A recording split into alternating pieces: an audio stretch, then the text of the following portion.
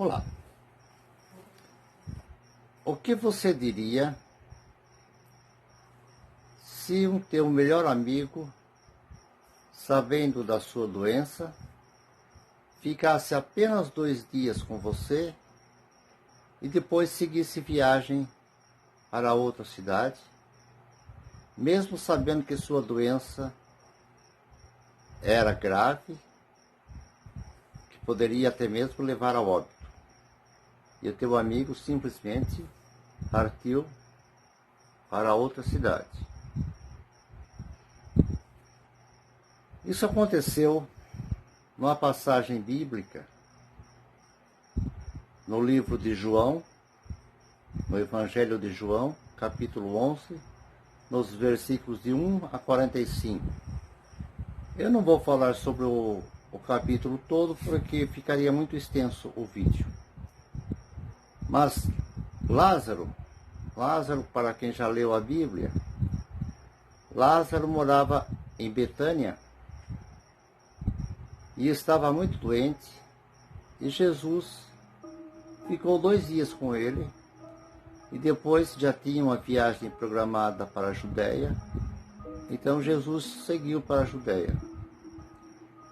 Passados alguns dias, Jesus voltou e ficou sabendo que Lázaro havia falecido.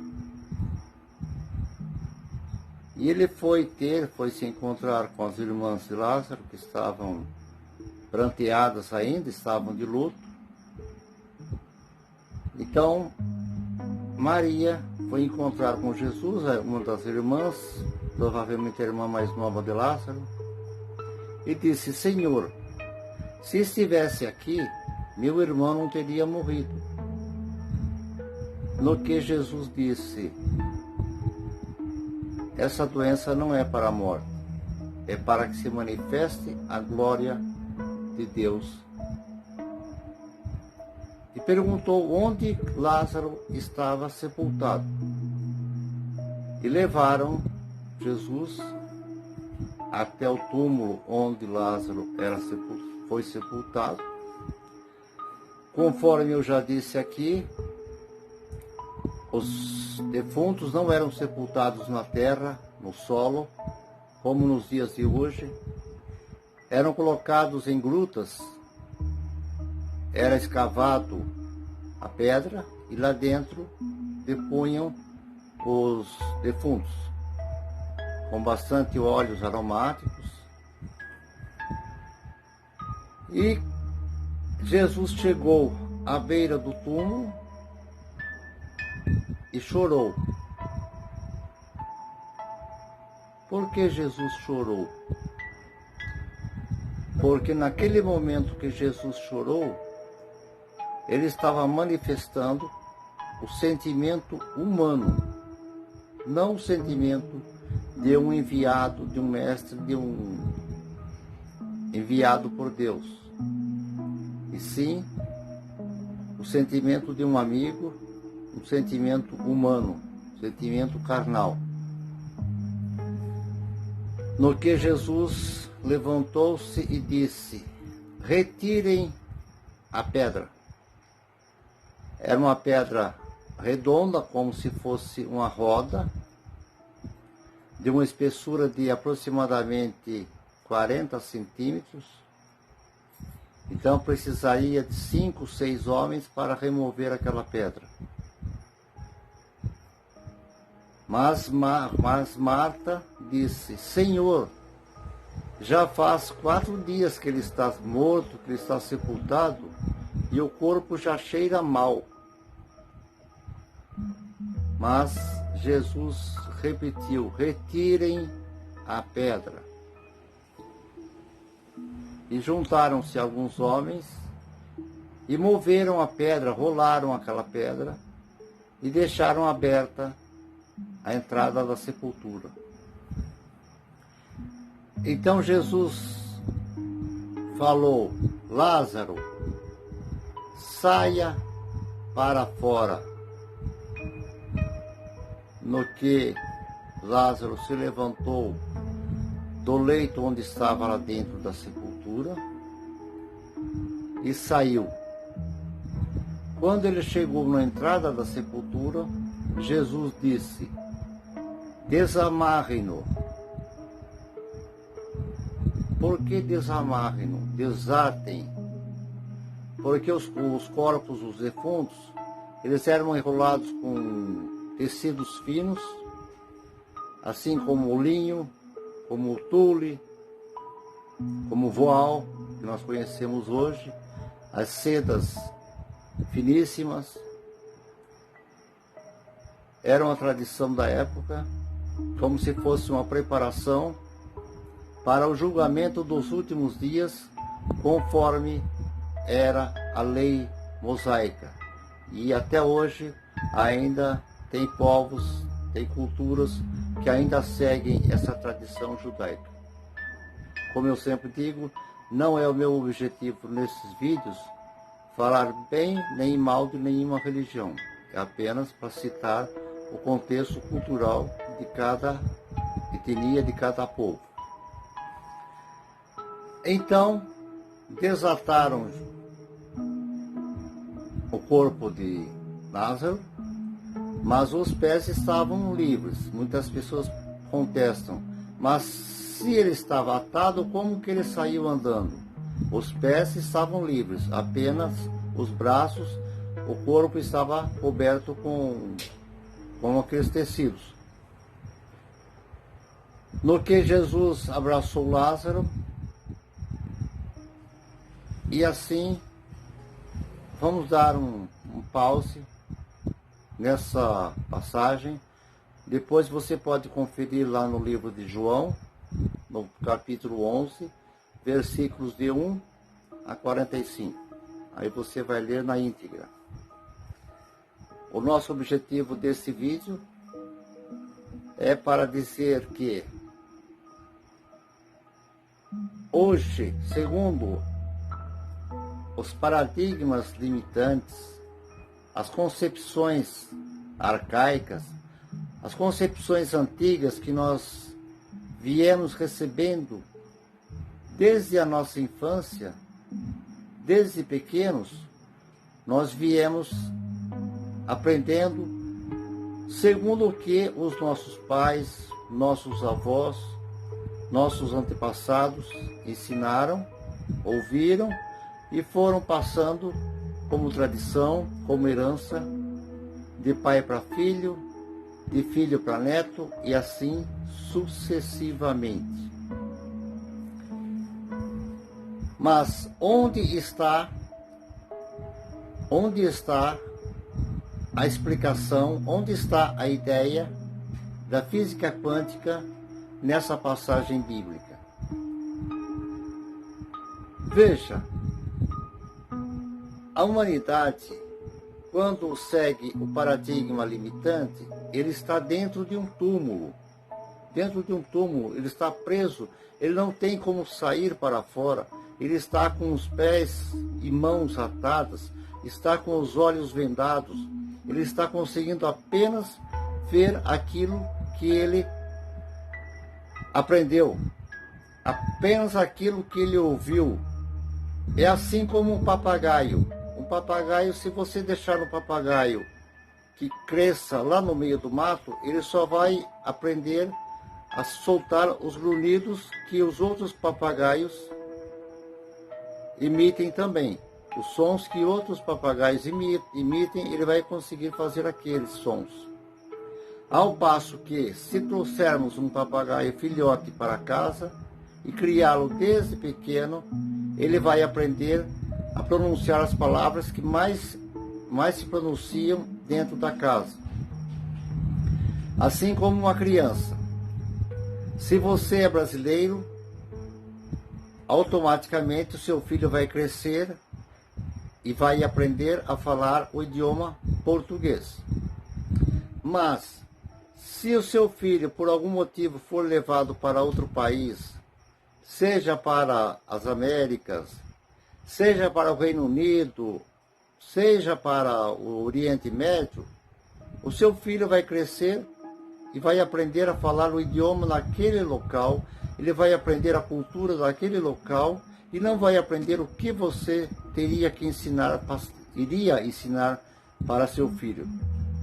Então, assim são as crenças limitantes. Nós fomos aprendendo daqueles paradigmas que nos prendem, que nos auto-boicotam. Agora, que tal se nós fôssemos filhos de pessoas que já vivessem há 40, 50, 60 anos atrás, já conhecessem essa teoria quântica, esse método quântico, de que nós atraímos tudo aquilo que nós pensamos, que nós atraímos tudo aquilo que nós tememos, nós atraímos tudo aquilo do que nós falamos bastante, daquilo que nós vibramos. Então, hoje seríamos pessoas bem diferentes, a nossa realidade seria diferente, nós estaríamos no patamar mais elevado. Imagina você, se não existissem esportes, se não existissem fofocas, se não existissem redes sociais, se todos nós, desde criança, fôssemos educados para ler, para viver mais tempo dentro de uma biblioteca, lendo livros, aprendendo com sabedoria. Veja no tempo de Sócrates, no tempo do filósofo Sócrates, só eram aceitos os discípulos que fossem novos, pequenos. Por quê? Porque eles não tinham ainda os paradigmas limitantes dentro de sua mente, dentro dos seus conhecimentos. Então, era a partir dos meninos jovens, bem jovens, é que ele começava a educar basicamente do zero.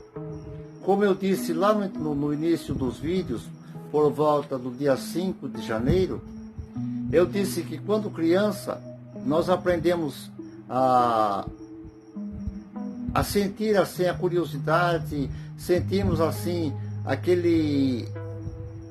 aquela mentira, vivemos aquela mentira do Papai Noel, do Coelhinho da Páscoa.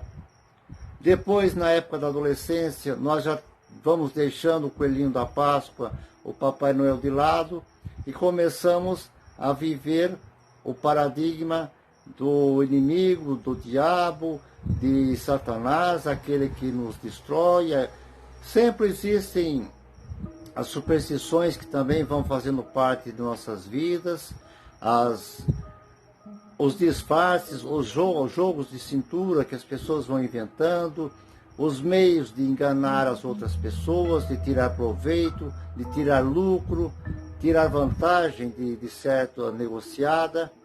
Então parece-me que, ao invés de nós aprendermos coisas boas, nós vamos aprendendo coisas amargas, coisas ruins. Alguns até acabam aprendendo a sentir inveja das coisas que os outros têm. Eu, por exemplo, tenho a concepção de dois tipos de inveja.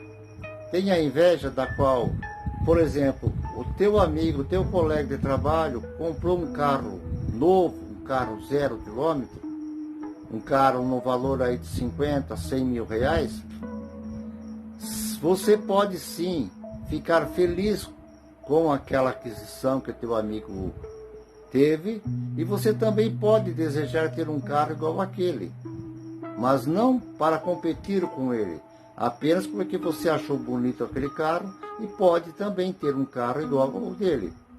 Agora, ao passo que se a pessoa sentiu-se mal, ficou com raiva, começou a desprezar aquela outra pessoa, porque a outra pessoa comprou uma coisa que ele não consegue comprar, não tem poder aquisitivo para adquirir, então essa não é uma inveja boa. Essa é uma inveja que destrói, porque agrediu o ego da pessoa. Então, a partir de hoje, comece, se você já começou, reforce ainda mais a sua fé, reforce ainda mais o seu desejo de vencer, de prosperar. Ensine teus filhos, teus netos, teus sobrinhos a seguirem um novo pensamento, o pensamento de que você consegue, de que eles conseguem, podem tudo que desejam, tudo que beneficia a eles e também possa estar beneficiando direta ou indiretamente as outras pessoas. Então, para isso precisamos tirar a pedra do túmulo, precisamos tirar a pedra do sepulcro, a pedra que nos impede de sair para fora.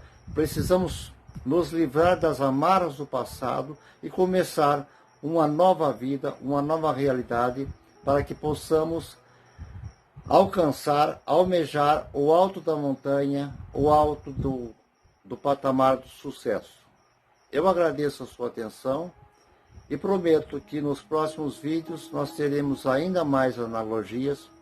Estaremos também no futuro falando de outros personagens, não apenas de Jesus, não apenas dos personagens bíblicos, mas de muitas histórias e conhecimentos gerais, e de todas elas nós vamos tirar muitas analogias.